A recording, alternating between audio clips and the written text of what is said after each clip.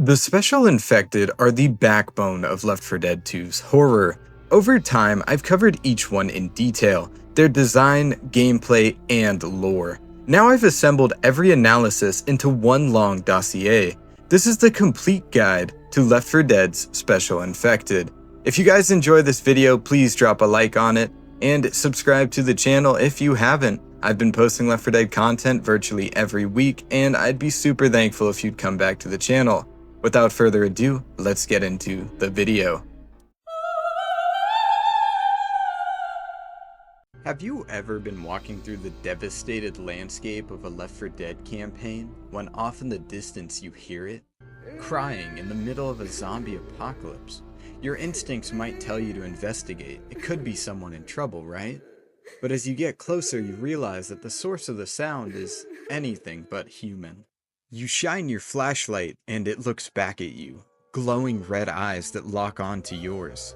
Suddenly, a guttural scream pierces the air as it charges, claws elongated, ready to strike. Moments later, you've fallen victim to the witch. In today's video, we're diving into the question, why does the witch cry? At first, it might seem like a straightforward question with an obvious answer. But what many don't realize is that the witch isn't just a standalone entity. It's part of something much larger, something far more sinister. We've already established that the infected as a whole seem to fill various niches in predatory behavior. So where does the witch fit into all of this? As survivors adapted and in some cases even outperformed the infection, the entity or pathogen behind it recognized the need for something to lure in even the most battle-hardened survivors. Enter the witch. At first glance, the witch appears to be a scrawny, distressed woman, crying loudly as though she's a human, desperately trying to survive the apocalypse. However, as you approach, it becomes clear that this is far from the truth. We know that the green flu constantly adapts, improving its versatility and its ability to spread. It doesn't just infect bodies, it amplifies the emotions of the individuals it consumes. For common infected, the virus seems to tap into anger, driving them to attack anything in their path with unrelenting ferocity. The witch, however, is different. With her, the infection appears to trigger overwhelming grief or sadness. This could stem from the circumstances surrounding her infection or perhaps the loss of a loved one either during or before her transformation. Unlike the common infected, the witch isn't inherently hostile. She's often found in a dormant state, covering her face or staring at the ground. It's only when she's startled by gunfire, flashlights, or survivors encroaching on her personal space that she becomes aggressive. This behavior hints at a higher cognitive function compared to the mindless rage of common infected. The witch seems to recognize her role in the infection strategy, to act as bait, using her cries to lure in unsuspecting survivors and ensnare them. In this way, her abilities serve the infection by drawing in the living, making her a uniquely unsettling and dangerous predator. The witch also only attacks the specific survivor that startled her, showing that she is not simply there to kill any and all living things around her, only the ones that shatter her perception of peace. The witch's physical attributes are also morphed by the infection. Although it's not explicitly clear how the witch mutated into a special infected, one theory suggests that she was heavily altered by a strain of the infection, enhancing her physical strength rather than drastically changing her appearance. While she resembles a typical female infected, her sharpened, elongated fingers are reminiscent of a condition known as arachnodactyly, often associated with Marfan syndrome. Marfan syndrome is a genetic disorder that affects connective tissues which support the body's bones, muscles, organs, and tissues. Symptoms include tall and thin build, long arms, legs, fingers, and toes, hyperflexible joints, flat feet, headaches, a highly arched roof of the mouth, low back pain and numbness in the legs, and shortness of breath. Now, there's not a specific way we can ask the witch if she has a headache, however, all of the physical implications of the syndrome are visibly present on her person. In an interview, Chet Falasek, one of the writers that worked on Left 4 Dead, mentioned that the witch has an unusual attraction to the smell of sugar. This could explain the high concentration of witches near the sugar mill in Hard Rain, though it might also be attributed to hunger or other side effects of the infection. Her choice of attire, or lack thereof, when compared to other infected could suggest a raised body temperature, potentially caused by a fever. This might also explain her sluggish movements, persistent signs of distress, irritability, and heightened sensitivity to light and sound. Interestingly, her shredded clothing appears to have been cut, possibly by her own hands in an attempt to cool down or alleviate discomfort. Despite her petite figure, the witch possesses incredible strength and stamina, allowing her to instantly incapacitate or even kill survivors with a single hit, depending on the difficulty level.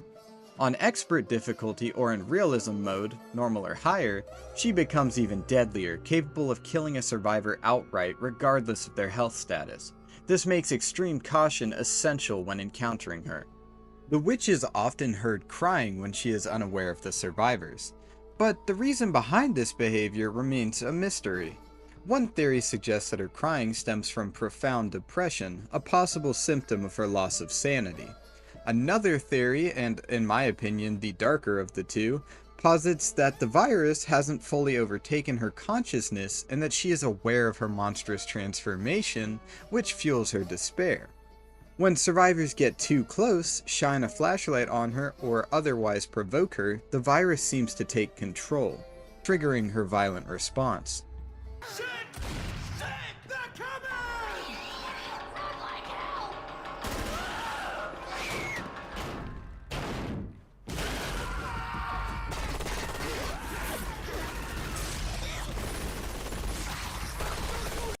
Alternatively, her crying might serve as an evolutionary adaptation, designed to lure in unsuspecting survivors.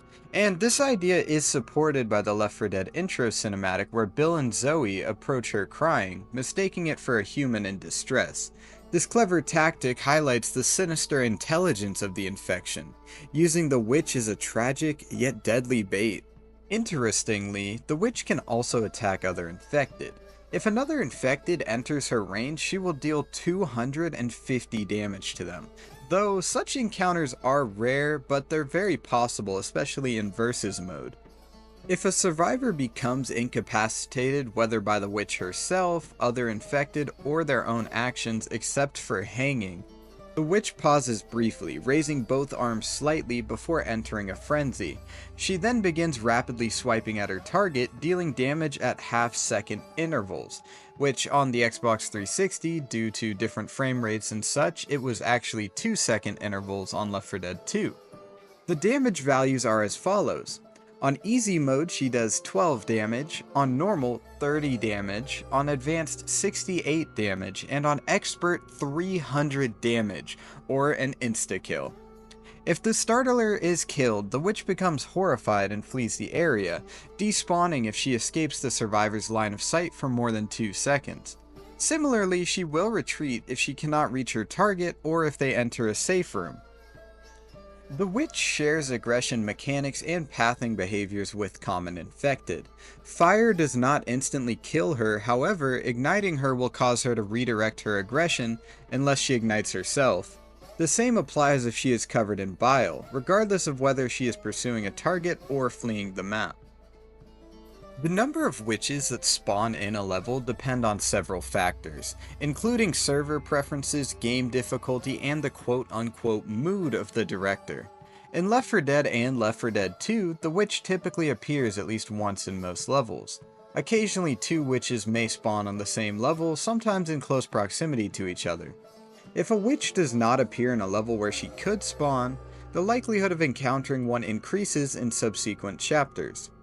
The most notable exception is the sugar mill, where as many as 15 witches can spawn, 4 to 5 in versus mode due to her attraction to sugar. This makes the level particularly challenging and memorable for players and speedrunners alike. In campaign modes and their variants such as mutations, the witch does not spawn during the hotel on Dead Center, likely because survivors lack safe long-range options to kill her, or in most finales, with the exception of the concert. In versus mode, the witch can appear on all levels except for Town Escape and the Bridge.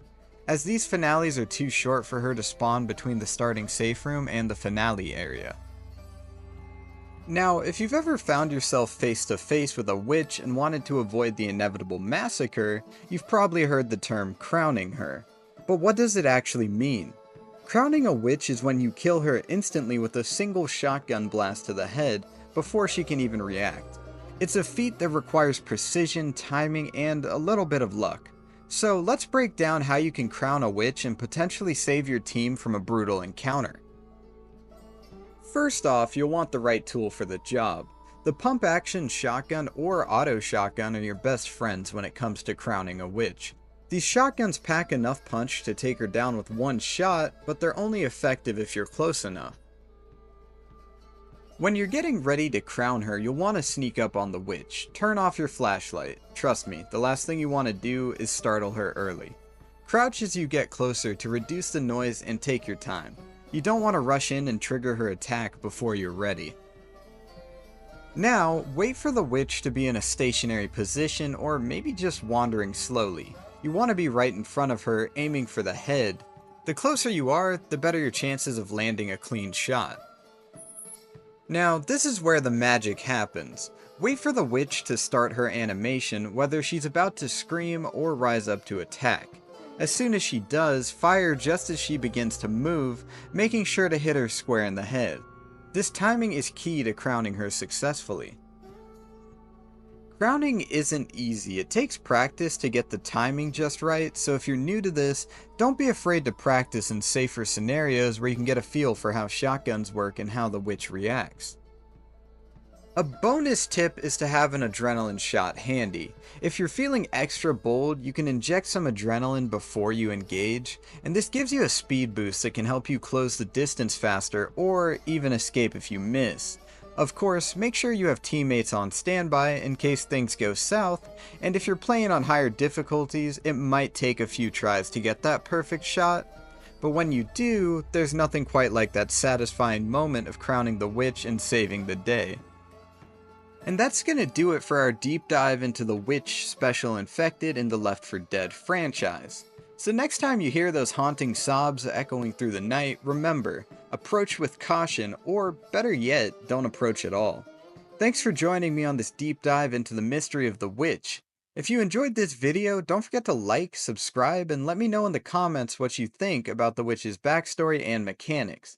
Do you think she's a victim, a predator, or a bit of both? I'd love to hear your thoughts. Until next time, stay safe out there, because in a world overrun by the infected, it's never just a cry for help.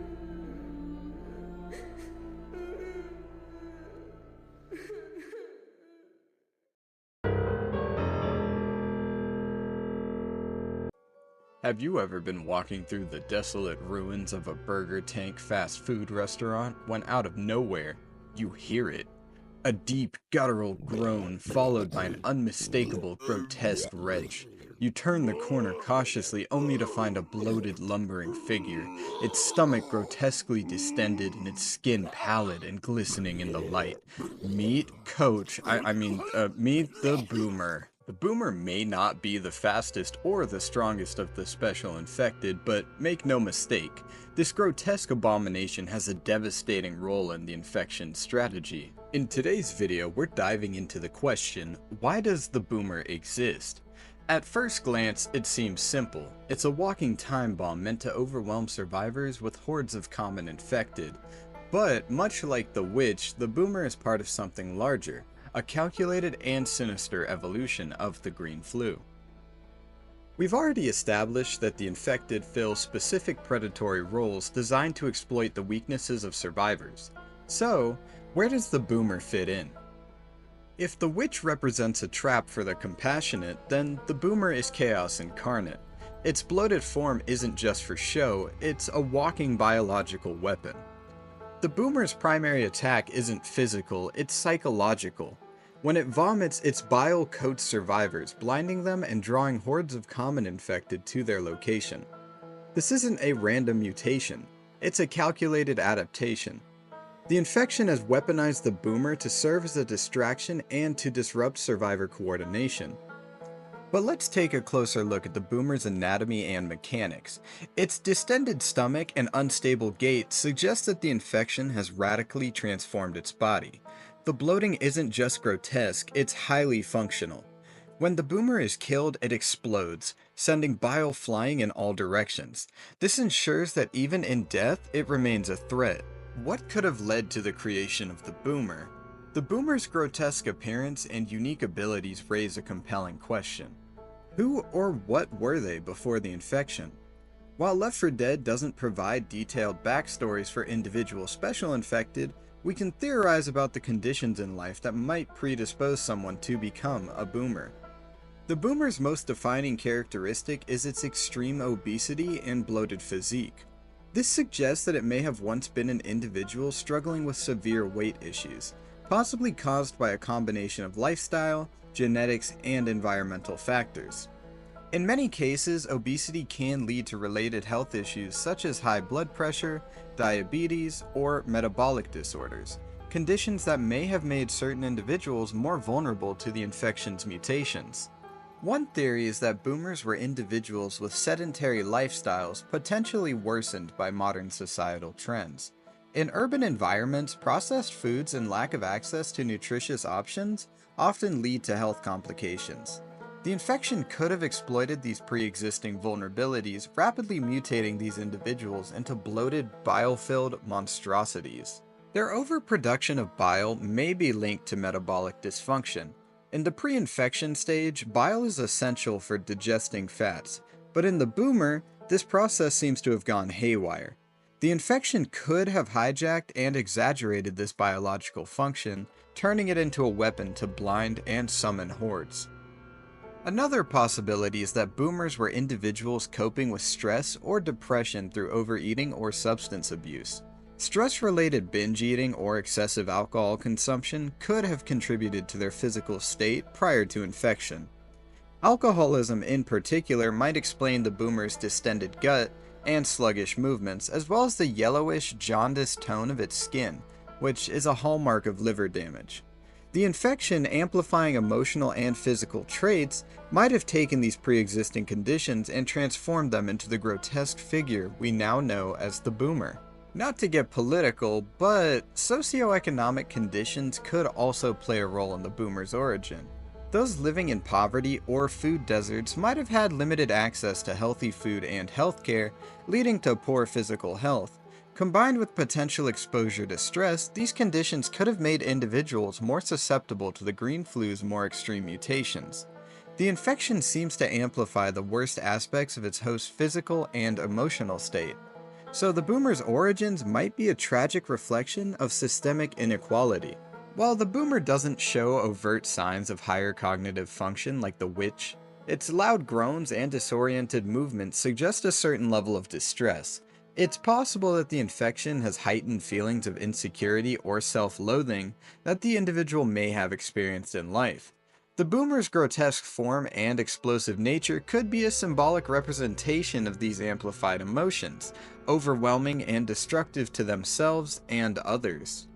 The boomer's creation is a haunting reminder of how the green flu tailors its mutations to exploit and amplify the vulnerabilities of its hosts. Whether through physical, emotional, or environmental conditions, the infection appears to take what is already present and twist it into something grotesque and deadly. The boomer's bloated, unstable form may be a direct result of how the infection interacts with pre-existing obesity, poor health, or even mental health challenges. From a gameplay perspective, the boomer is a wild card. The boomer's mechanics are designed to disrupt and punish poor positioning. Its bile serves two key functions: blinding survivors and summoning a horde of common infected. The blindness lasts for 20 seconds on its own, but it's the horde that makes it deadly. Up to 30 infected can swarm a biled survivor, overwhelming them quickly if they're isolated or out of position. The boomer's explosion adds an extra layer of danger. If a survivor kills a boomer at close range, they'll be splattered with bile as if they were vomited on. This mechanic encourages players to think before they shoot. Firing recklessly can result in a disastrous chain of events. What makes the boomer truly terrifying isn't just its mechanics, it's the implications of its design. The infection doesn't just create mindless monsters. It evolves to counter the survivor's strengths. The boomer's bile forces players out of cover and into open spaces, where they become vulnerable to hordes or other special infected. It's a living catalyst for chaos designed to destabilize and overwhelm.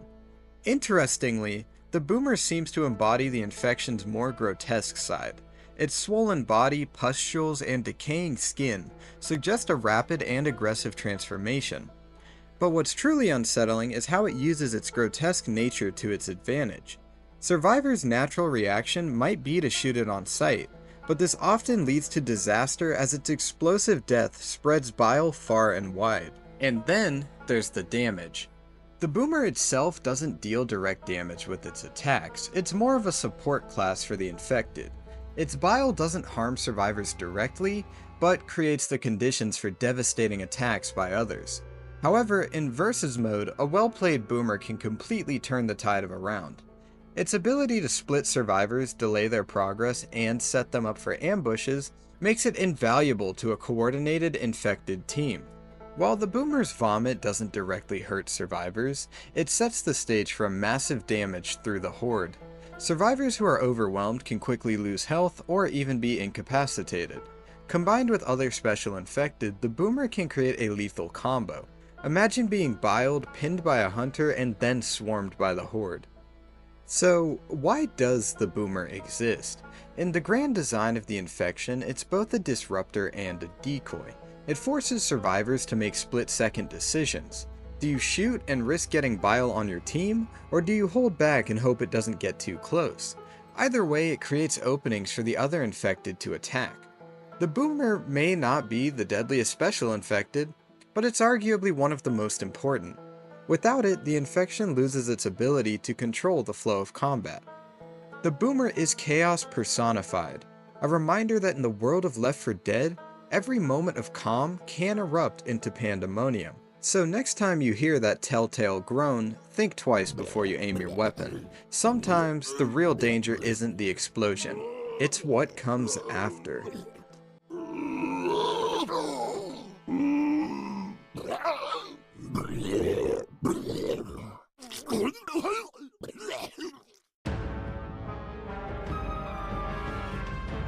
Picture this. You're just vibing with your friends, patching up with medkits, and out of nowhere, you hear the music. That deep, ominous drumming that practically screams, "Hope you've been doing cardio because this is about to suck." And then you see it. This absolute unit comes barreling towards you like a raging bull, except this bull skipped leg day and maxed out on protein shakes and bench presses. The tank isn't just a zombie on steroids, it's the embodiment of every gym bro who swears by chest day, and has a personal vendetta against anyone who skips their turn on the squat rack. This guy is 90% muscle, 10% rage, and 100% not your friend. This is the creature that makes you regret every decision leading up to that moment, like picking up the grenade launcher instead of a shotgun, or standing just a little too close to that car it's about to yeet across the map. But here's the kicker. The tank isn't just strong, it's unreasonably fast for something with the physique of a boulder on steroids. If you've ever wondered what would happen if the Hulk got into CrossFit and decided to take up long-distance running, congratulations, you're now living that nightmare. So strap in, grab your Molotovs, and pray to whatever deity you've got on speed dial, because today we're breaking down everything that makes the tank both horrifying and hilarious. In today's video, we're going to explore one of the most terrifying creatures to ever emerge from the green flu, the tank. But rather than just talking about its brute force, we're going to dive into what makes the tank such an unforgettable part of the Left 4 Dead universe. Why does it strike fear into hearts of even the most experienced survivors? And what role does it play in the world of the infected? But before we dive into its mechanics, let's pause for a moment and ask the question, how does an ordinary person become a tank? What could possibly transform someone from a regular survivor into this hulking beast of destruction? Is it just steroids gone wrong? Or is there something even darker at play? Let's theorize. The green flu infection affects people differently, amplifying certain traits depending on the individual. For the tank, it seems like the virus specifically targets and hypercharges aggression, strength, and adrenaline. Was the tank originally a bodybuilder or a fitness fanatic? It's possible. The exaggerated musculature suggests that the infection amplified existing physical attributes to grotesque proportions. But it's not just about muscles, it's about the mind too.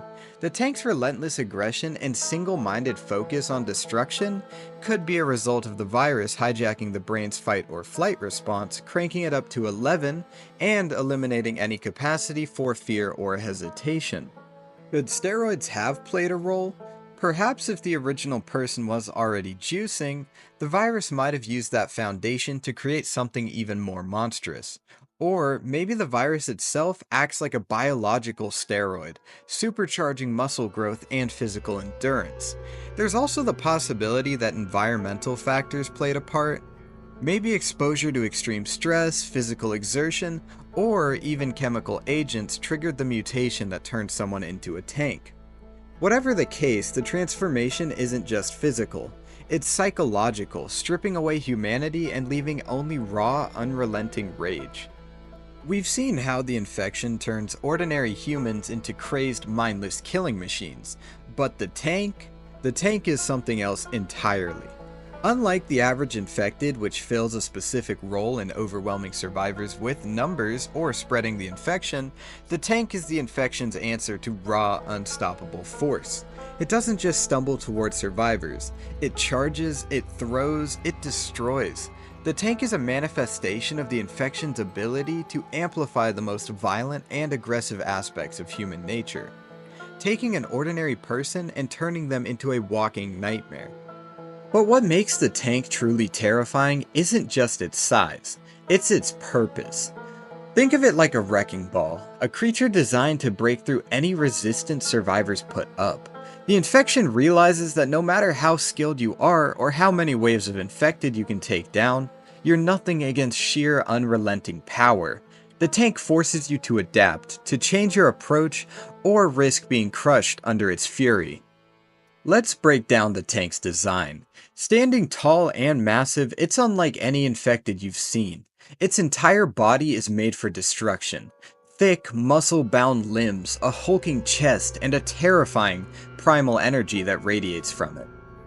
Every part of the tank screams raw physicality, as if it's been designed to destroy, to break through barriers, to stop you dead in your tracks. It's not just its size that's terrifying, it's how the tank uses that size. The way it charges in, throwing massive rocks and boulders with brutal accuracy, forcing survivors to scatter or face instant death. This isn't some random mutation, it's a calculated weapon designed to break survivors' will to fight. What sets the tank apart from the common infected is its near unmatched power. It can easily incapacitate a survivor with a single hit, and on higher difficulties, it can even outright kill them in one go. This means that unlike the regular infected, the tank doesn't just wear you down with numbers or persistence. It forces you to face the consequences of your mistakes immediately and without mercy. Let's talk damage. The tank is one of the deadliest creatures in the game, and its damage output reflects that. On easy, normal, versus, and survival difficulties, a hit from the tank deals 24 damage. Advanced difficulty ups that to 33 damage, while expert difficulty is where the tank becomes a true nightmare, dealing 100 damage with a single blow. This means that even with full health, a survivor caught in the tank's swing on expert difficulty will be instantly killed. And that's just the tank's melee attack. The tank's rock throws are also incredibly dangerous. When it picks up a boulder and hurls it, the impact can deal massive damage, enough to incapacitate or severely injure survivors caught in its trajectory. While exact damage numbers may vary or remain unclear, what's certain is that the tank's ability to target and disrupt entire groups with these projectiles is a core part of its threat. So you've heard the magic tank music, the tank is coming, and the question isn't if it will find you, it's when. Surviving a tank encounter is less about brute force and more about strategy, teamwork, and using the environment to your advantage. Here's how you can tip the odds in your favor. First off, don't panic. The tank thrives on chaos, and a disorganized group is an easy target. Stay calm, stay together, and assign roles. One person kites the tank while the others focus on damage. If your team scatters, the tank will pick you off one by one, so stick together and cover each other. Movement is key. The tank may be strong, but it's not nimble. Use its limited turning speed and predictable pathing against it. Lead it around obstacles like cars, trees, or buildings to slow it down. Keep moving. Standing still is a death sentence, especially in open areas where the tank can close the gap in seconds. Fire is your best friend. A well-placed Molotov can set the tank ablaze, dealing damage over time and forcing it to act more erratically. This buys your team precious seconds to reposition or focus fire. Just make sure you don't accidentally trap your teammates in the flames. Friendly fire is a pretty quick way to lose that fight. Prioritize weapons, because not all guns are created equal when facing the tank. Automatic weapons like the assault rifle or M60 are pretty good for sustained damage, while shotguns deal heavy bursts at close range. Save your explosives for when the tank is grouped with other infected. Nothing clears a path quite like a grenade launcher or pipe bomb. If you're near a ledge or rooftop, use it to your advantage. The tank struggles with vertical movement, giving you an opportunity to rain down fire from above. Just be wary of its rock throws, because line of sight is critical. Sometimes, however, the best fight is the one you avoid. If the tank spawns during an event or near the safe room, consider making a break for it. Survival isn't about killing every infected, it's about living to see another day. Dealing with the tank is a test of everything you've learned in Left 4 Dead: teamwork, strategy, and quick thinking. Fail to plan and you'll be another smear on the pavement, but if you play it smart, you'll be telling stories of how you survived that tank encounter for years to come. The real key to the tank's terrifying nature lies in its relentless pursuit. When it locks onto a survivor, there's no escape. It will bulldoze anything in its way, barreling through obstacles and charging straight for its target. It's not just about being big, it's about being relentless, honing in on the weakest link in the survivor group and making sure they don't get away. But the tank isn't unstoppable. It has its weaknesses. As previously stated, Molotovs are a fantastic way to wear down a tank's health, and it does it passively. Perhaps you throw a Molotov at a tank in versus mode, and then you retreat backwards. The tank is forced to push your team, since it will eventually die from being set ablaze. While it might be able to tear through anything and everything, its speed isn't its strong suit. The tank is slow, and a full health survivor will be able to outrun the tank in a straight line. That is, however, assuming there aren't special infected around to pull you back towards the tank or pounce on you to slow you down. But the tank's strength lies in its raw power, not its agility. But that does give survivors a chance as long as they're quick to react and work together. It's about finding the right strategy, timing your shots, and using the environment to your advantage. But even then, the fight against the tank is always a high-stakes gamble. But why is the tank such a significant part of the infection's playbook? At its core, the tank represents the infection's response to human ingenuity and resilience. The survivors have learned how to survive, how to adapt, and how to fight back. But the tank is the infection's trump card, a reminder that no matter how much progress you make, the infection will always have something bigger and badder waiting in the wings. It's a challenge that tests your limit, your strategies, and your ability to work as a team. But on a more superficial note, it could simply be the infection's response to military and CETA quarantine zones as well as military checkpoints. You know, those walls that the military hide behind? It's pretty easy work for a tank to pave the way for all of its infected friends. And that's what makes the tank so terrifying. Not just its strength or its size, but the fact that it forces you to confront the very nature of survival in a world overrun by the infected. It's the ultimate test. Do you have what it takes to survive, or will the tank bring you down? When you hear that earth-shaking roar, you know you're in for a battle like no other. Thanks for joining me as we delved into the terrifying world of the tank. If you enjoyed this breakdown, don't forget to like, subscribe, and share your thoughts in the comments.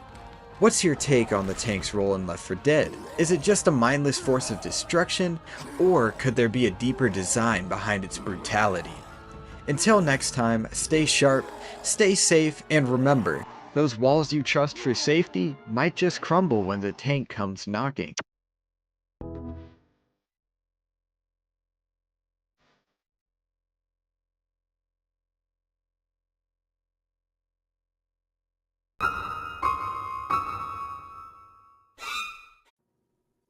Before we begin this video, I just want to say thank you so much for 1,000 subscribers. I released a video yesterday on Left 4 Dead 2 lore on why I think the military is actually winning in the fight against the green flu, and it blew me away how well that video did. It was awesome to engage with you guys in the comments and talk about each and every one of your theories, and I just want to say genuinely thank you from the bottom of my heart.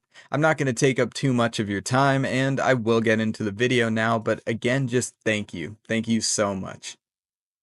Imagine this. You're creeping through a desolate alleyway, the eerie silence broken only by the distant groans of the undead. You think you're safe, cautiously scanning your surroundings, when suddenly, a piercing shriek slices through the air.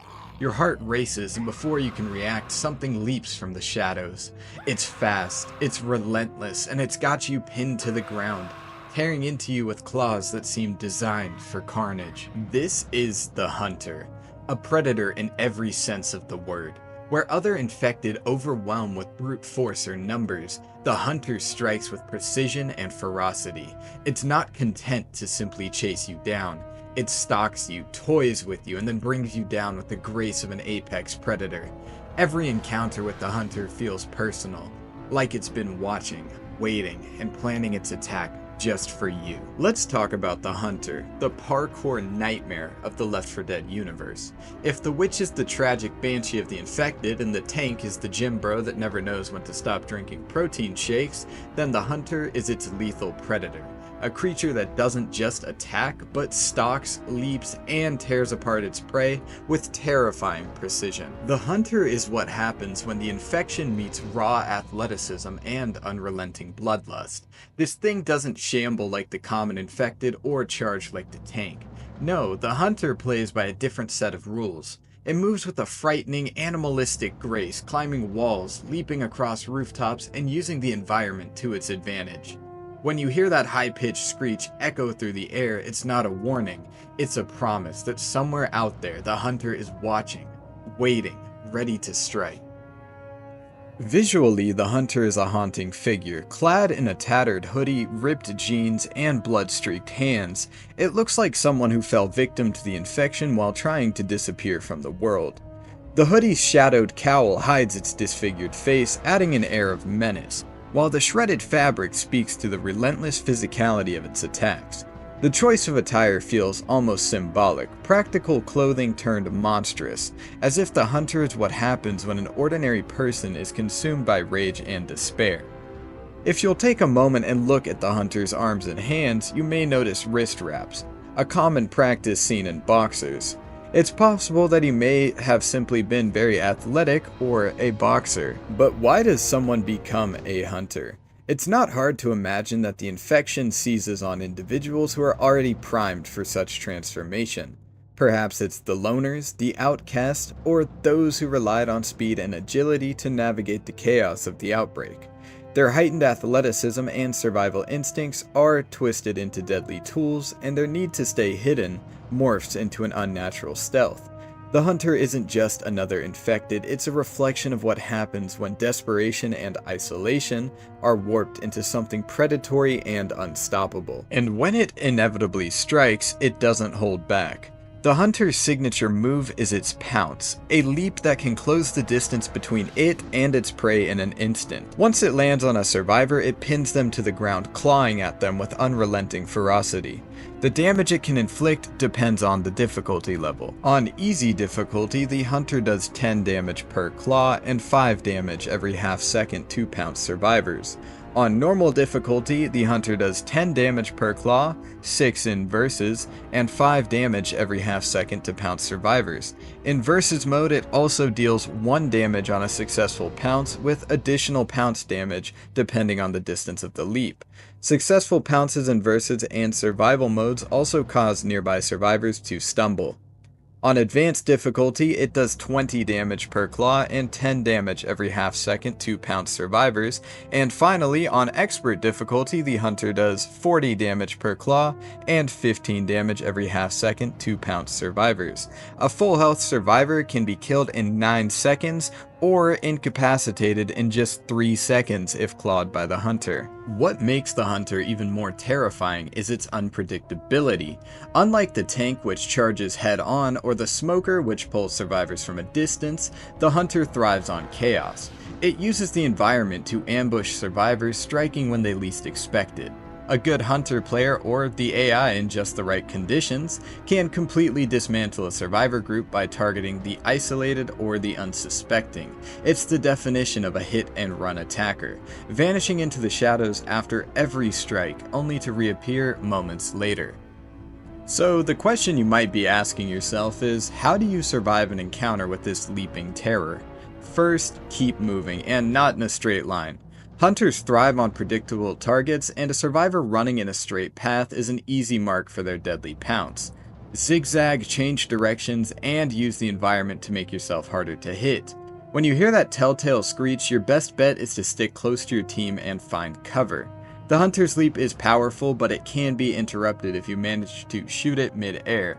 A risky move, but one that could save your life if timed right. It is also possible to actually shove a hunter mid-pounce, which can render his pounce completely ineffective. However, this is pretty difficult to do in versus and really does require you to have a very low ping. So if your ping's above about 0, then you're not ever going to be able to do this. You can find most versus players that actually enjoy playing the hunter flying around in the middle of nowhere attempting to get a 25 damage pounce. If you look up in the sky in parts of the map that you probably haven't been to yet, you'll see the hunter flying around like Aang in that one scene of Avatar.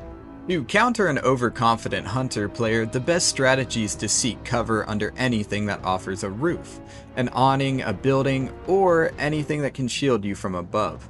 Once you're under cover, you're largely safe from the hunter.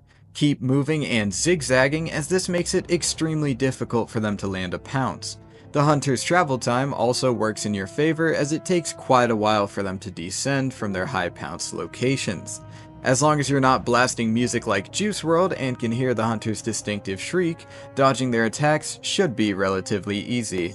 The hunter isn't just an enemy, it's a test of your awareness, coordination, and adaptability. It's a reminder that in a world overrun by the infected, the most dangerous threats aren't always the biggest or the loudest. Sometimes they're the ones that move in silence, watching, waiting, and striking when you least expect it.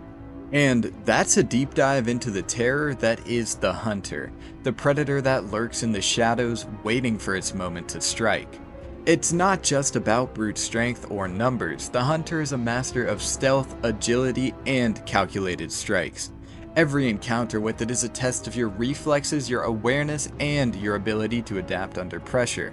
Whether you're playing solo or with a team, one wrong move, one moment of inattention, and you could find yourself pinned to the ground, fighting for your life. So stay sharp, stay unpredictable, and keep your team close. Because when a hunter's on the prowl, it's never just a game of survival, it's a fight for your very existence.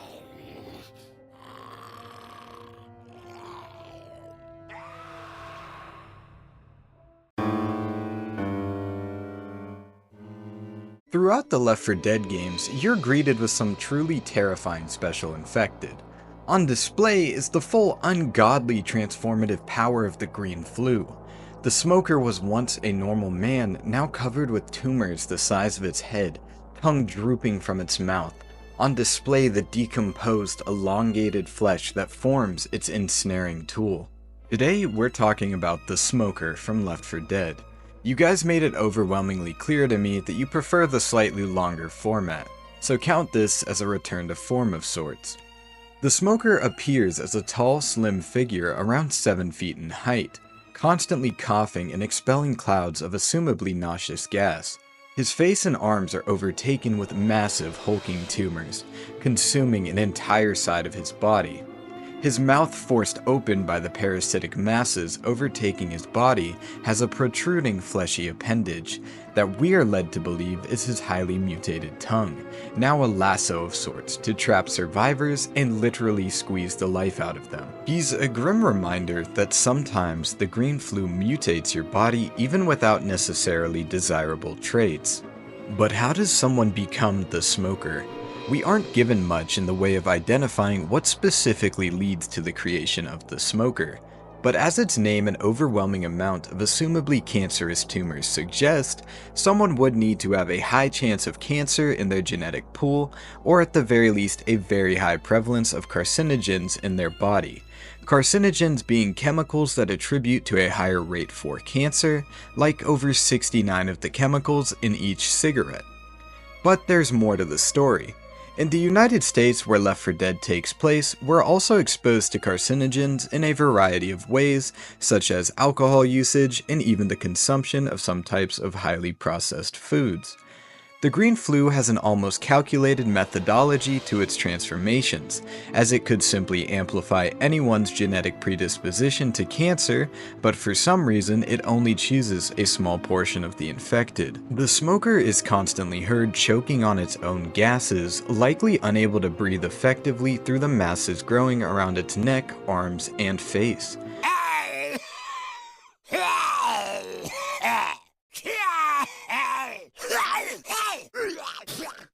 This detail adds another layer of horror to the creature, as it suffers from its own mutations while remaining a deadly threat to survivors. Where does the smoker fit into the green flu's strategy of infection? If the tank is the bulldozer to knock down humanity's defenses, and the boomer is a walking rallying call for the infected, then the smoker is the special infected designed to separate even the most coordinated survivor teams. He may not be the strongest, coming in at a relatively low 250 health. He isn't a bullet sponge, but he is a survivor magnet. The smoker's primary strength is his ability to discreetly drag survivors away from their team, isolating them in the process. Pairing him with a well-placed boomer creates an incredible combination. When the smoker wraps his tongue around a survivor, he can actually pull them to the ground before dragging them off. Alone, it's not the most deadly special infected ability, but when combined with the blurry screen effect from the boomer, it's easy to lose track of your teammates as they're pulled away to their untimely fate. He also seems to have a fairly high cognitive ability when put in comparison to other special infected.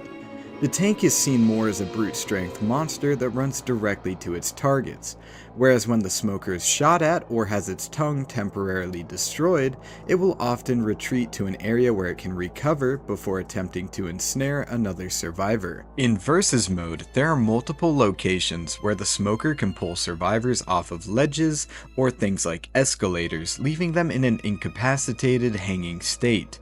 This is an excellent way to stop a team's momentum. If anyone's run into me in versus, you know I'm horrible with the smoker, but any experienced smoker player can be a real menace to a team's momentum. The smoker's damage stats aren't particularly impressive. His claws deal 4 damage per hit, and while his primary ability is more about slowing down survivors and providing common infected with a defenseless target, the real power comes in his ability to disrupt and isolate. By dragging survivors into dangerous situations, like pulling them toward hazards, the smoker can amplify his impact far beyond simple damage. For example, he can use environmental hazards or even other infected to deal additional damage or force survivors into risky situations. Using the smoker, you can drag survivors into specific angles where another infected, such as a charger, is able to take that survivor from you and possibly insta-kill them. It leads to some great synchronization. His ability to pull victims into danger is what truly makes him a threat.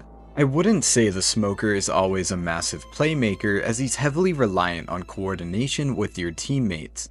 His tongue can be destroyed while it's dragging survivors in several ways, whether you shoot the tongue, shove the ensnared survivor, or target the smoker himself. The tongue leaves a clear trail right back to the smoker, making him vulnerable to attack.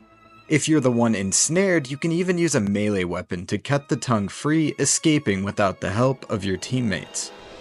But for those moments when the smoker does succeed in isolating a survivor, the damage dealt can vary greatly depending on the difficulty. On easy, the smoker deals 10 damage per hit on ensnared survivors and takes 3 seconds to react before attempting to ensnare one. This reaction time resets if the smoker moves or stays out of sight for more than 5 seconds. On normal, the damage remains 10 per hit on ensnared survivors, with claw attacks dealing 2 damage each, or 4 per claw, and 3 while dragging in versus. The reaction time is faster at 1.5 seconds. On advanced, the smoker's damage ramps up to 20 per hit on ensnared survivors, and 5 per claw.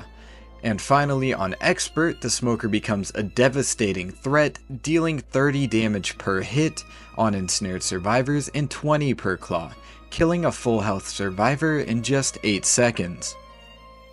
This versatility in damage reinforces the smoker's role as a disruptor. While he may not be as resilient or flashy as other special infected, his ability to isolate survivors and amplify the chaos of an encounter makes him an essential part of the Green Flu's strategy. This reliance on teamwork highlights the smoker's unique niche. He's not about brute force but disruption and isolation. His power lies in separating survivors, pulling them into danger, and creating chaos. It's this ability to dismantle teams that makes him a strategic, if not always direct threat. Though he might not deal the most damage overall, his true strength lies in opening the door for other infected to strike. So whether you're facing off against the smoker or using him to wreak havoc, his influence on the battlefield is undeniable. He's the master of pulling survivors apart, piece by piece, one dragged victim at a time. The smoker we know today has cemented his place as one of the most unique special infected in Left 4 Dead. But like most great creations, the smoker went through some pretty interesting iterations during development, many of which didn't make the final cut. Initially, the smoker was designed to be even more of a stealthy disruptor. His original purpose was to sneak up on survivors, engulf them in a cloud of pitch black smoke, seize one, and disappear, leaving their teammates scrambling to find them. Imagine how terrifying that would have been, more like a horror movie villain than the team disruptor we have now. In early builds, the smoker had the ability to release his smoke whenever he wanted, and if survivors were nearby, the smoke would push them back, almost like a boomer's explosion. Not only that, but the smoke itself could injure survivors on contact, acting more like a spitter's acid pool. This would have made him far deadlier in close quarters, and much harder to deal with in tight maps like No Mercy. His tongue mechanics were also quite different. In pre-release footage, the smoker's tongue would wrap around the victim's neck, not their torso, and pull them at a much faster rate. Survivors could still fire at the smoker while being dragged, but the speed would have made it much more difficult to line up a shot. Interestingly, the tongue couldn't lift survivors off the ground if the smoker was above them, making vertical pulls impossible in the early designs of the game. Another scrapped feature was the ability for the smoker to release his victim voluntarily, either by using a secondary fire or turning away mid-pull. This would have allowed for more strategic gameplay like pulling someone into a hazard and then retreating to safety. While this ability was removed, you can still enable it in the game using the console command tongue_allow_voluntary_release_1. Be warned though, this might crash your game. Even the smoker's appearance was very different in earlier builds. His model lacked the iconic tongue hanging from his mouth, and he was actually shorter, about the same height as the survivors, if not slightly shorter. The smaller stature combined with his smoke abilities would have made him even harder to spot in the chaos. Sound design also went through changes. The smoker had a completely different alert and warning sound in pre-release footage, which gave him a distinct identity during development. Reflecting on these cut features, it's fascinating to imagine how differently the smoker would have played if these ideas had stayed in the final game. Some of these mechanics, like the damaging smoke or the faster tongue drag, might have made him too overpowered, while others, like the ability to release a victim, could have added an interesting layer of strategy to his role. Ultimately, the smoker we ended up with strikes a balance between chaos and strategy. But knowing how close we were to a very different kind of infected shows just how much thought went into crafting Left 4 Dead's iconic special infected. And there you have it, an in-depth look at the Smoker, one of the most disruptive and fascinating special infected in Left 4 Dead. From his role in the Green Flu's grand strategy, to his unique mechanics, and even the scrapped content that could have made him a completely different threat. The Smoker proves that even the subtlest infected can leave a massive impact on survivor teams.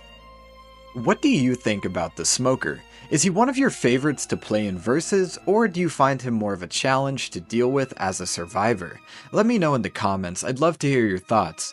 If you enjoyed this breakdown and want to see more infected deep dives, don't forget to like the video and subscribe to the channel. Next time we'll be exploring another one of the Green Flu's terrifying creations, so make sure you hit that notification bell to stay updated. As always, thanks for watching, and I'll see you in the next one. Stay safe out there, or maybe just watch your back.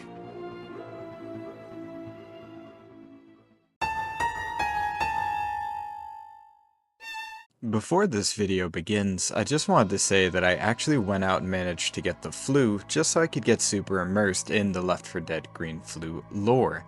In today's video, we're going to be discussing the Spitter and all of the cool little quirks and features that make the Spitter so formidable in the Left 4 Dead game.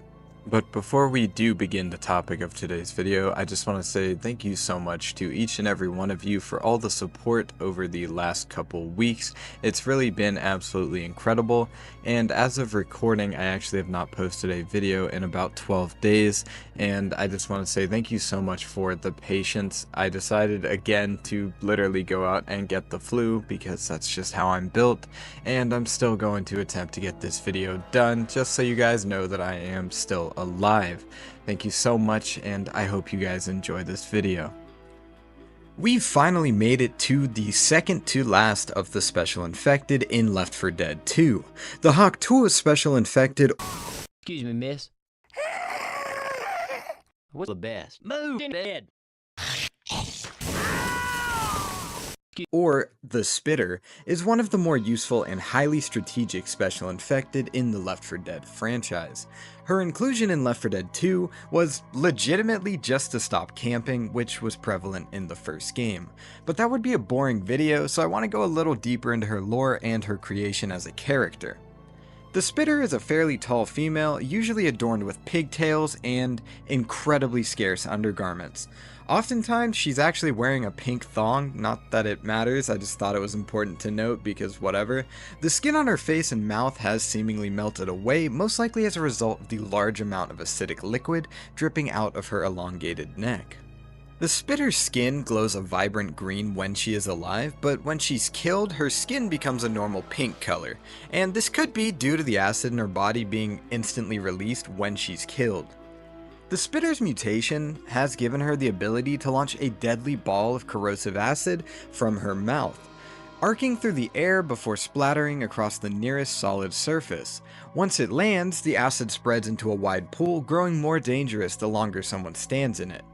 The way she spits actually suggests that the acid might be encased in a thin membrane or bolus inside her throat, which either dissolves or bursts on impact. The infection has also severely deformed her body, likely causing a condition known as megaesophagus, or even the complete erosion of her neck organs due to constant acid exposure. This could explain her ragged, gurgling breaths. I mean, she may have acid in her lungs.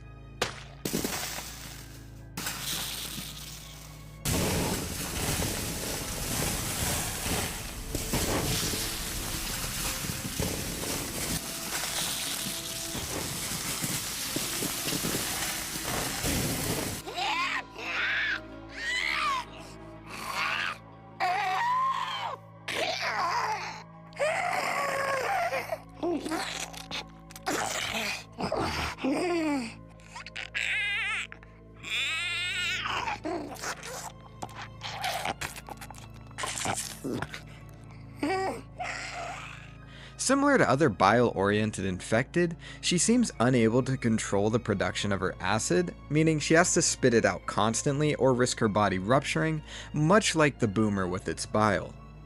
Her face has been eaten away by her own acid as well, with her lower jaw, lips, nose, and cheeks all visibly eroded. The damage isn't just limited to her face. There are red sores on her chest and stomach, and these both suggest that acid drips down from her mouth, burning through her skin. Her body is unnaturally stretched and misshapen, with sagging breasts, a distended belly, and an elongated neck, likely adaptations to help store and expel the acid. The long neck might also give her better range and velocity when spitting. Her skin hangs loosely, and her awkward stumbling movements suggest that either the virus or the acid itself has eaten away at her connective tissue. Her right foot is especially deformed, with the big toe actually shifting to the side almost like a thumb. As she moves, a thin trail of acid drips from her mouth, briefly marking her path before evaporating. While her fingernails are long, they aren't particularly sharp, dealing melee damage that varies by difficulty. On easy it does 4 damage, 5 on normal, 6 on advanced, and 8 on expert. The Spitter is one of the most effective area denial special infected in Left 4 Dead 2. Unlike the Charger or Hunter, who are focused on direct damage and control, the Spitter punishes survivors for staying in one place for too long. Her acid is especially effective in narrow corridors, small rooms, and high-traffic areas where survivors are forced to funnel through. Her spit deals escalating damage over time, making it one of the deadliest non-instantaneous attacks in the game. The acid initially deals 2 damage per tick, but this increases the longer a survivor stands in it.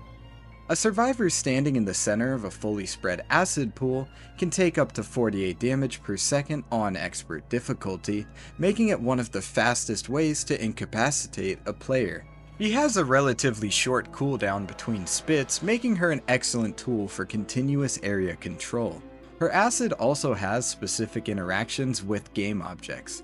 It can destroy gas cans, propane tanks, and other explosives, making certain event-based objectives much harder for survivors. The Spitter is particularly effective on the finale of the Dead Center campaign. If you guys haven't played the Dead Center campaign, essentially the idea is you have to collect either 8 or 13 gas cans to fill up a race car and escape the map. For obvious reasons, the Spitter is pretty great at stopping any type of progress. Most survivor teams while on Dead Center won't actually walk each individual gas can down to the objective, they'll lob them off of the 3rd or 2nd story in a pile, and using the Spitter you can actually destroy each and every one of those, which resets them to their initial spawn points.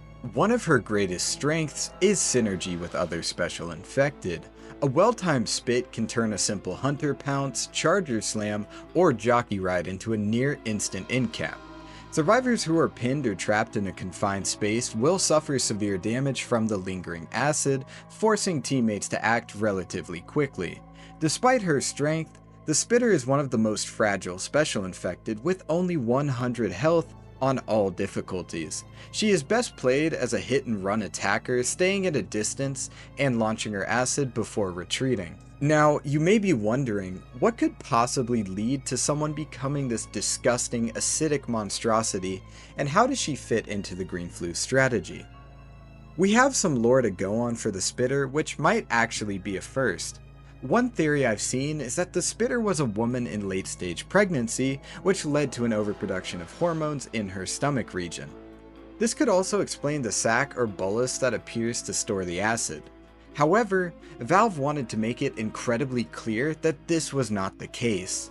The quote from Valve itself reads as seen in concept art, the Spitter's pigtails originally were not tucked behind her head, but stuck out like antennae. The Spitter also had a large rounded stomach to give her a logical place to brew her acidic goo.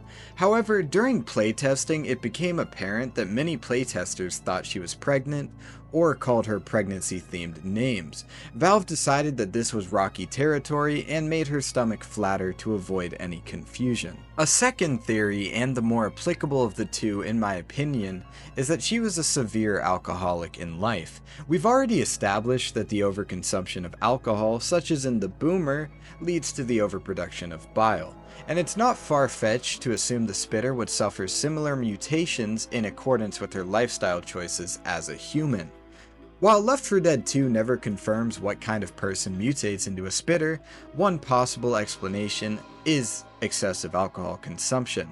Long-term alcoholism can severely damage the esophagus and stomach, leading to conditions like megaesophagus, acid reflux disease, and even esophageal erosion, all of which could explain the spitter's grotesque appearance. Her constant hacking and gurgling could be the result of an enlarged, damaged esophagus, struggling to contain the acid flooding her system.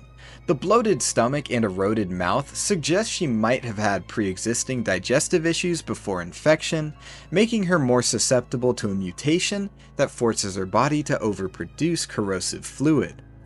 Even her unsteady, stumbling gait could be linked to alcoholic neuropathy, a condition that affects motor control due to nerve damage.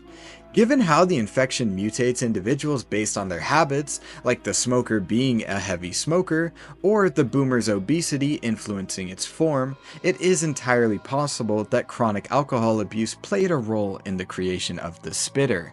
Now that we've discussed how someone might become a spitter, it's important to discuss what strategic value they could add to the green flu as a whole.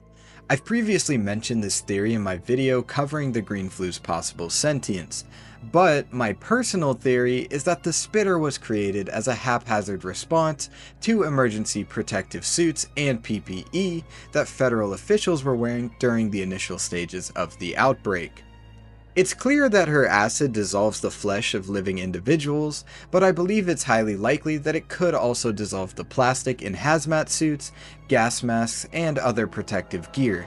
We've seen that it excels at dissolving gas cans in the Left 4 Dead universe, so it's not unlikely that other types of plastic would also fall victim to its high acidic content. This would provide a relatively easy avenue for the infection to spread to even the most protected individuals. Judging by the massive and incredibly fast adaptability of the green flu, it's also possible that the acid itself could have surviving pathogens in it, meaning that if someone were hit by it, it would dissolve not only their hazmat suit, but their body's first line of defense being the skin, and then allow the pathogen to enter the bloodstream unchecked. At first glance, the spitter might appear to be just another no camping warning in Left 4 Dead 2, but take a deeper look and she's far more than that. She's a walking biohazard, a perfect embodiment of the virus's ability to dismantle human defenses, whether it's forcing survivors out of choke points or corroding even the most protective hazmat suits. Her grotesque design, unsettling sound design, and devastating impact on gameplay make her one of the most unforgettable special infected in the game. The spitter doesn't just punish bad positioning, she forces survivors into constant motion, turning every moment into a high-stakes gamble.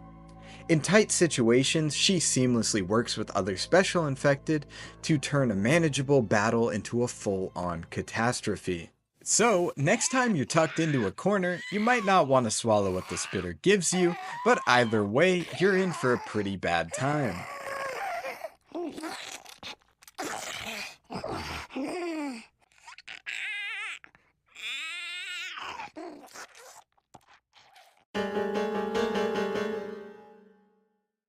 There are a lot of special infected in Left 4 Dead 2 that will ruin your day. But none of them, and I mean none, will make you rage quit quite like this little gremlin. The Jockey. Part hyena and part meth head, but all nightmare fuel.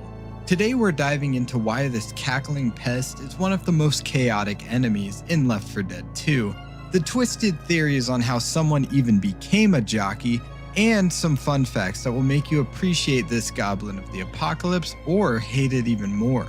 If the hunter is all about style and the charger is all about raw power, the jockey is pure chaos. Introduced in Left 4 Dead 2, the jockey's main job is to grab onto a survivor, laugh in their ear, and steer them directly into the worst possible situation. I'm talking fire, spit or acid, the edge of a cliff, anywhere your friends don't want you to be. And the worst part? The laugh. It's like a hyena got into a helium tank. That sound will haunt you. Here's how the jockey works in game. It leaps onto you from close to mid-range, and once it's on your back, you lose almost all control. I say almost because you are able to resist its influence by pressing whichever key. It goes in the opposite direction of where the jockey is attempting to take you, but eventually it will win out and drag you where it wants to. Unlike the hunter, the jockey can steer its victim while riding them, dragging them towards hazards or away from their team. The jockey has 325 health on normal difficulty, scaling up to 360 on expert, which means it's just tanky enough to survive while your friends panic. Once mounted, it deals 4 damage per second and an extra 10 damage per impact when it slams you into obstacles. The jockey isn't a solo threat like a tank, it's absolutely a team player. A jockey dragging you into a spitter's acid or straight into a horde is peak infected teamwork. And if you're able to get onto a survivor near a windowsill, you can pull them out of the windowsill, which will put them in a downed or hanging state. The hunchback posture makes the jockey's hitbox oddly small and awkward to aim at, especially in cramped spaces. And a fun fact, in versus mode, landing a jockey pounce into environmental hazards is one of the most satisfying moves you can pull off as infected. Unless you're on the receiving end, in which case it's probably best to uninstall the game. The green flu virus doesn't just make zombies, it sculpts them. Every special infected is the result of some twisted interaction between the virus and the human body. But when it comes to the jockey, the mutation feels different. It's like the virus took one look at this poor victim and said, let's make the most annoying creature imaginable. And over the years, fans have developed some disturbingly convincing theories about how someone turns into this. My first theory for the jockey's development includes the broken brain. The first theory is all about catastrophic brain damage. The jockey's uneven gait, constant twitching, and hunched posture point to severe cerebellum damage, the part of the brain that controls coordination and balance. Add spinal deformation and you get that animal-like crouch. The constant laughter? That could be pathological laughter syndrome, a real condition where brain injuries cause uncontrollable laughing fits, even when nothing's funny. The virus may have scrambled the limbic system so badly that the host's last human expression is endless manic giggling. Imagine being trapped in your own body, unable to stop laughing as the virus forces you to hunt. I like to call my second theory personality amplification. Another idea is that the green flu doesn't just destroy personality, it amplifies it. If the host was already a chaotic troublemaker, someone who loved messing with people, the virus could crank that trait up until it becomes lethal. That's why the jockey doesn't just kill you, it humiliates you. It yanks you into spitter acid, drags you off rooftops, and laughs the whole time. The infection weaponizes cruelty, turning a prankster into a predator. And then there's my third theory. I like to call it the rabies on steroids theory. The drooling mouth, the wild aggression, the unblinking eyes, these are all textbook signs of advanced rabies. In rabies cases, victims often become hyper-aggressive, unable to control spasms, and sensitive to light and sound. Combine that with the green flu's mutagenic effects, and you get something that moves unpredictably, attacks relentlessly, and seems almost afraid to stop moving. In this theory, the jockey is basically the worst case scenario, a human infected with a rabies-like virus that's been supercharged by the green flu. The result? A predator that can't be reasoned with, doesn't care about its own safety, and seems to take pleasure in dragging you into your doom. It's not just an infection, it's rabies turned into a weapon. Those first 3 theories are grounded in medical and psychological science. But jockey lore doesn't stop there. Dive deep enough into Reddit threads and old Left 4 Dead forums, and you'll find players swapping far stranger, darker ideas. the kind that feel less like biology and more like the virus itself is in on the joke. Others point to the jockey's design, its twitching hands and skeletal grin, and wonder if it's the result of self-mutilation during the early stages of infection. In this theory, the host's mania and anxiety spiral into uncontrollable laughing, frantic movements, and chewing at its own lips until there's nothing left.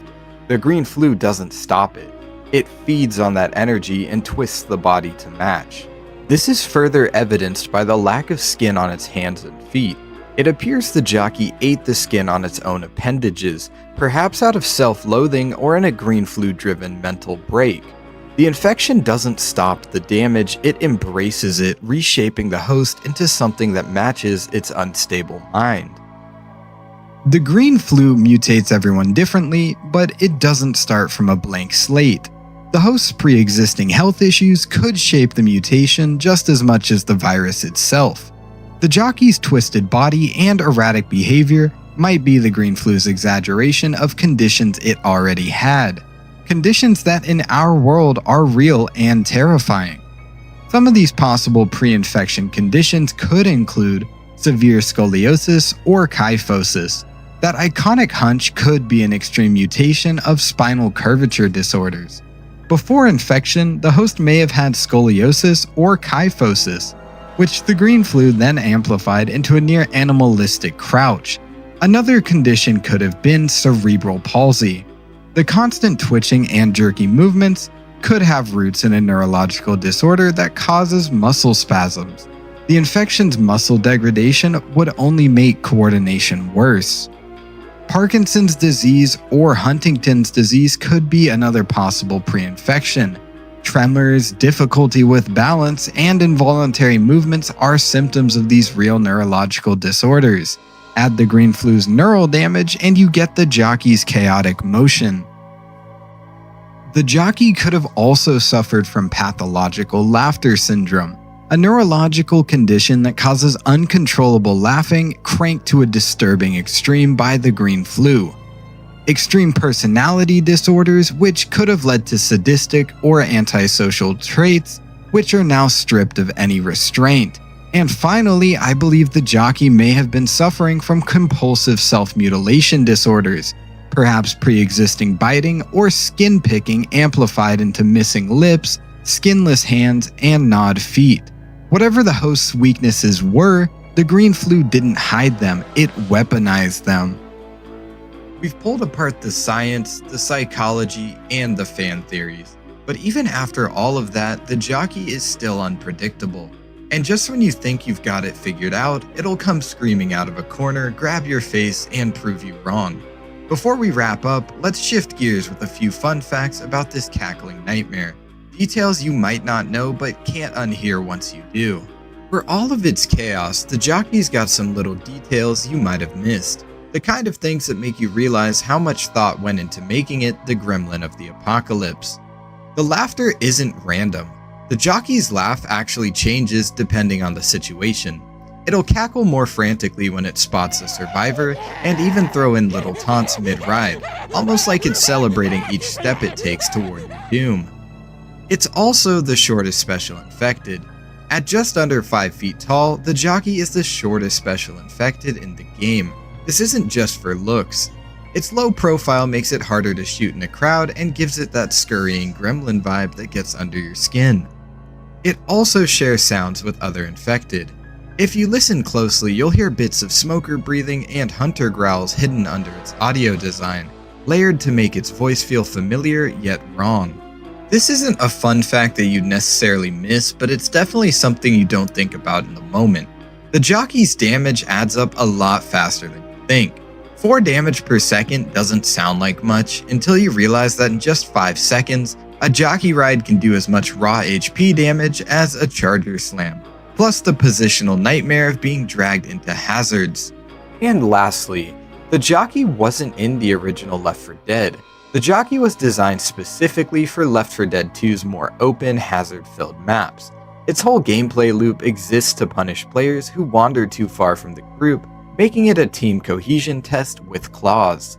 So next time you hear that manic cackle in the distance, Remember, the Jockey isn't just here to kill you, it's here to make sure you enjoy the ride right up until the end. And that's the Jockey. Part prankster, part predator, and 100% nightmare fuel. Whether you see it as the product of disease, personality gone wrong, or some twisted tactical design, one thing's for sure. It's a master at turning survivor teamwork into chaos. My advice? Stick close to your squad, watch those blind corners, and if you hear laughter that doesn't belong to your friends, aim low, aim fast, and don't let it get the reins. Thanks for watching this deep dive into one of Left 4 Dead 2's most infamous special infected. If you enjoyed this breakdown and want to see me cover the last of the infected roster being the Charger, or maybe explore the really weird corners of Left 4 Dead lore, hit that like button, drop a comment with your favorite Jockey moment, and subscribe so you don't miss the next one. It's been Pain, and remember, in the world of Left 4 Dead, you're always just one bad laugh away from disaster.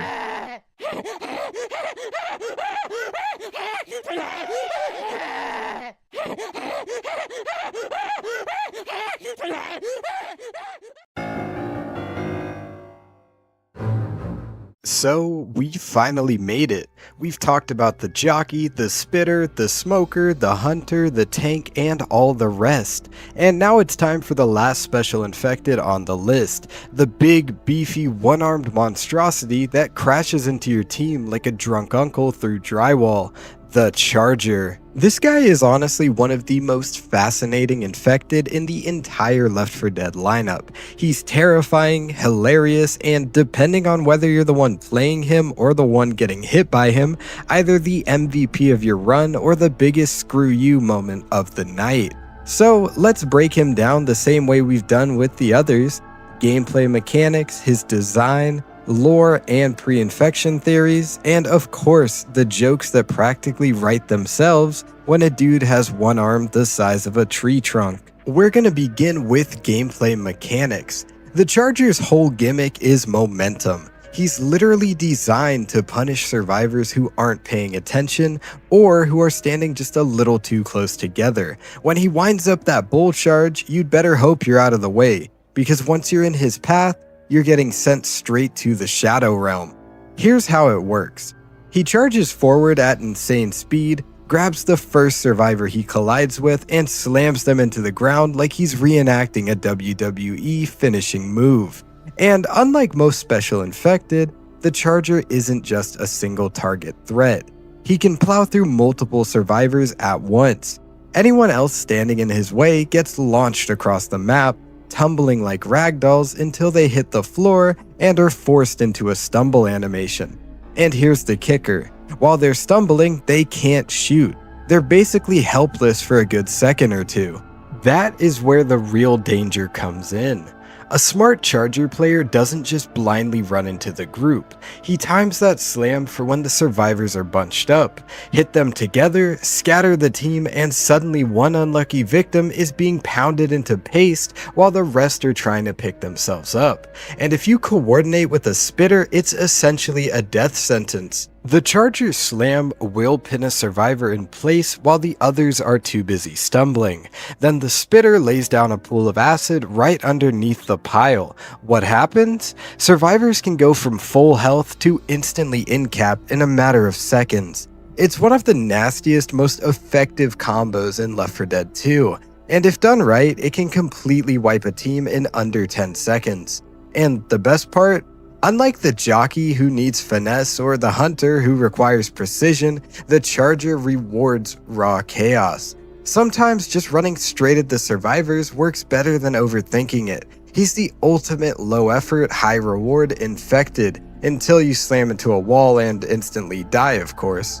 Now, let's talk about how the Charger looks, because honestly, his design is absolute nightmare fuel. He's this hulking, asymmetrical beast with one arm that's absurdly overdeveloped, like a bodybuilder who forgot to switch arms on arm day. His giant right arm is fused with bone, muscle, and growths that look both grotesque and powerful, while his left arm hangs tiny and shriveled, almost vestigial. The Charger's design screams imbalance. Unlike the sleek hunter or the lanky smoker, this guy looks like nature's cruel joke, as if the infection didn't know how to stop mutating him. And that's kind of what makes him so memorable. He's the embodiment of brute force with no subtlety. In my opinion, Valve absolutely nailed the psychology of his design. Survivors immediately understand what he does just by looking at him. That giant arm? Yeah, he's going to hit you with it. That uneven, stomping run? He's built to move in a straight line, and heaven help if you're standing in it. Now, this is where things get fun. The Charger, like the other special infected, raises the question, what kind of person actually becomes this infected? Some fans theorize he was a construction worker, maybe someone who spent his days lifting heavy materials, swinging sledgehammers, or doing repetitive heavy labor tasks that built up his upper body strength unevenly. His body was already conditioned to favor one side, and the green flu amplified it to monstrous proportions. Others suggest he might have had a genetic disorder or physical condition that led to one side of his body being stronger than the other. The infection just pushed it to the extreme, mutating him into this lopsided juggernaut. And yes, now we talk about the joke theory. Yeah, you knew this was coming. What if the Charger was just, a little too dedicated to, exercising his right hand? Let's just say before infection, he may have been the MVP of No Nut November, and when the virus took over, it really leaned into his training routine. Suddenly, boom, the biggest forearm in gaming. Obviously that's a joke, but admit it, you thought it too. Now here's something really unique about the Charger. Unlike most special infected who just grunt, hiss, or laugh, the Charger's vocalizations sometimes sound like actual words. They're not crystal clear, but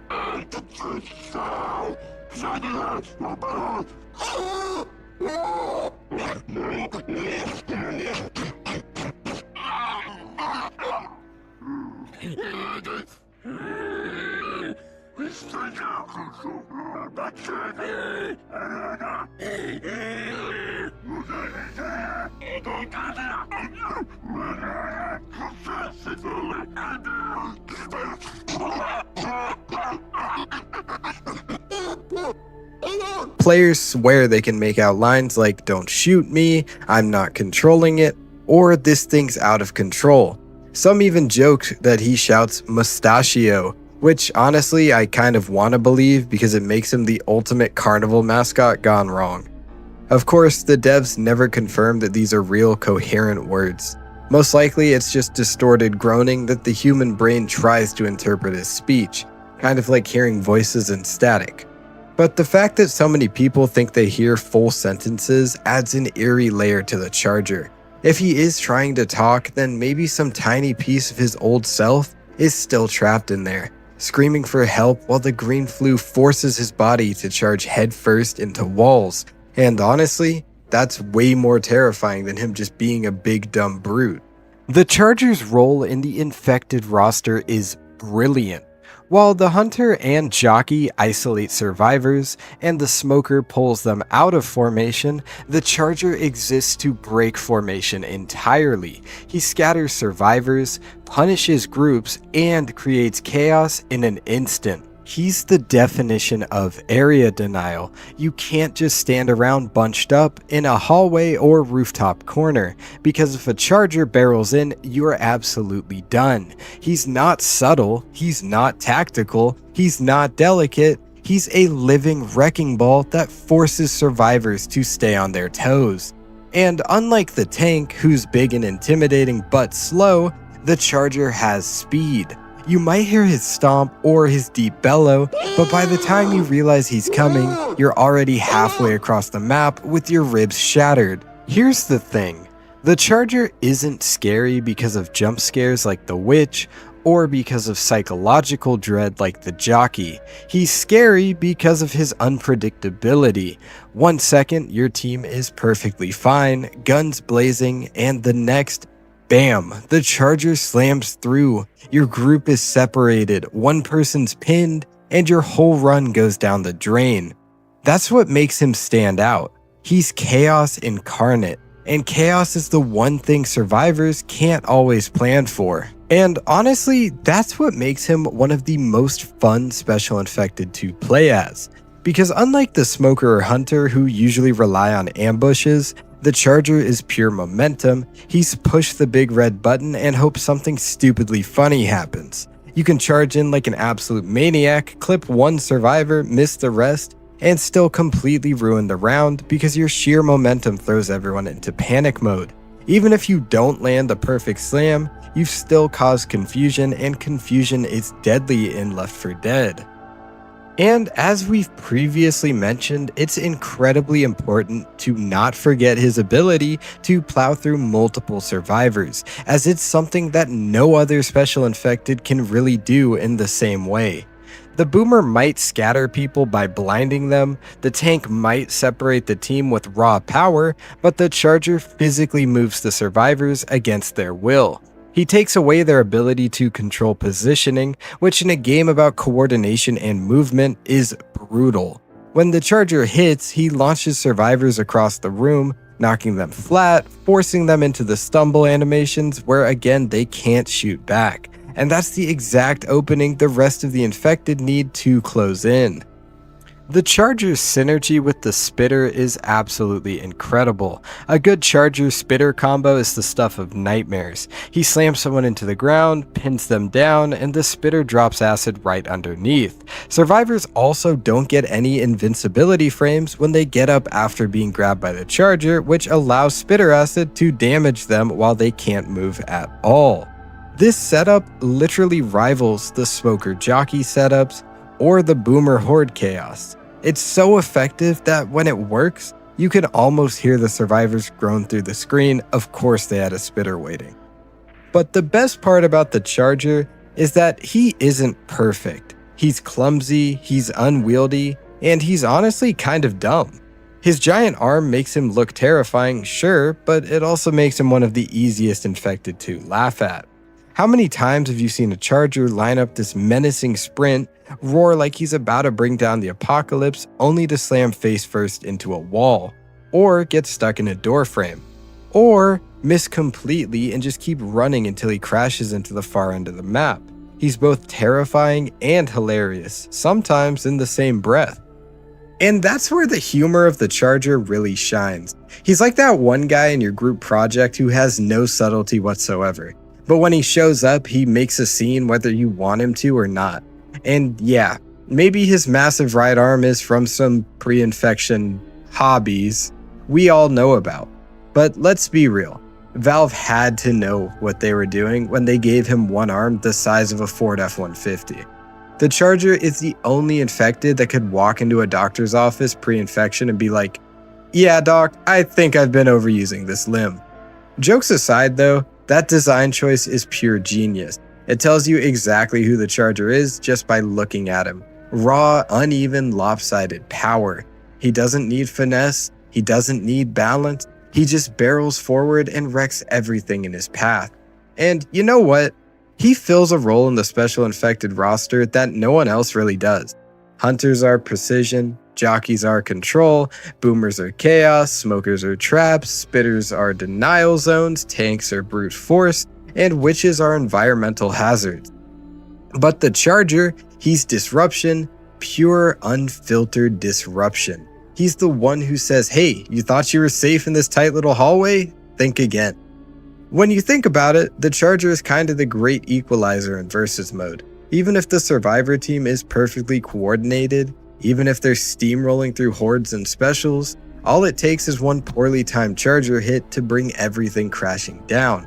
And that's why people love playing him, because sometimes chaos is the best weapon you have. But let's play some what ifs for a second. Imagine if the charger wasn't so clumsy with his charge. What if he had full steering control like a shopping cart with 4 working wheels instead of just one squeaky one? Forget tanks.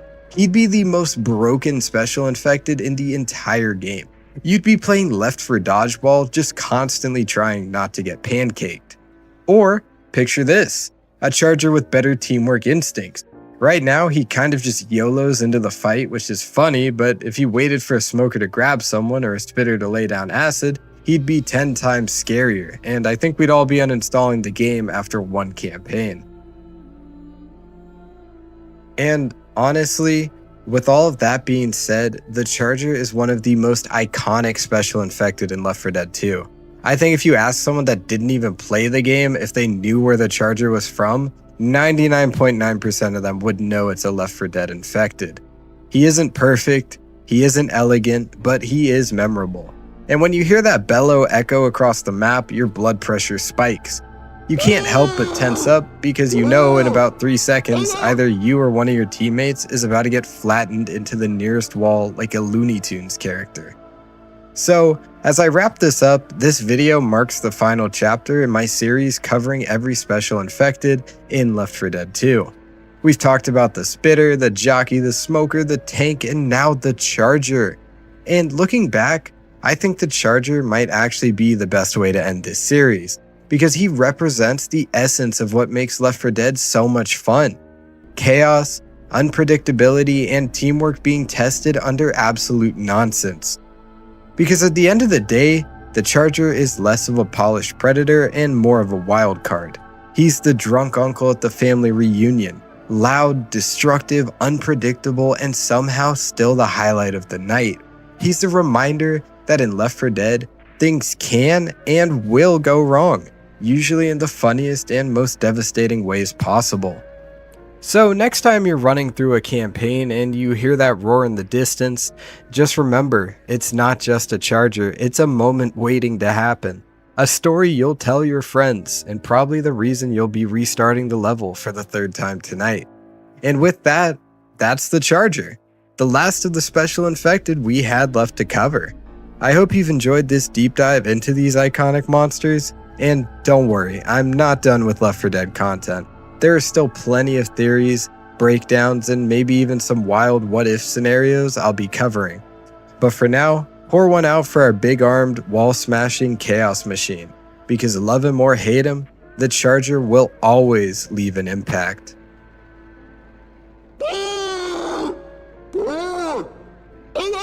If you've made it to the end of this video, I just want to give you guys a massive thank you on the channel. We just passed 6,000 subs, and that's a huge number. I really didn't expect YouTube to do absolutely anything for me, and I started posting on here just because I enjoyed Left 4 Dead. And seeing that there's so many like-minded people that go out of their way to support me is just an incredible thing. And I'm super grateful to each and every one of you. But before this video does really end, I also want to say that in the background, I have been working on a Discord server for everyone to join. And if you do want to join that Discord server, feel free to check it out in the description below. There isn't anything massive planned with it just yet, but hopefully in the near future we will be running events and maybe even giveaways. But it really depends on what people want to see me do with it, and I'd like your opinion down in the comments below. Anyways, thank you so much for watching the video, and it's been Pain. I hope you guys have yourselves a fantastic day, and I see you right back here on my channel for the next video.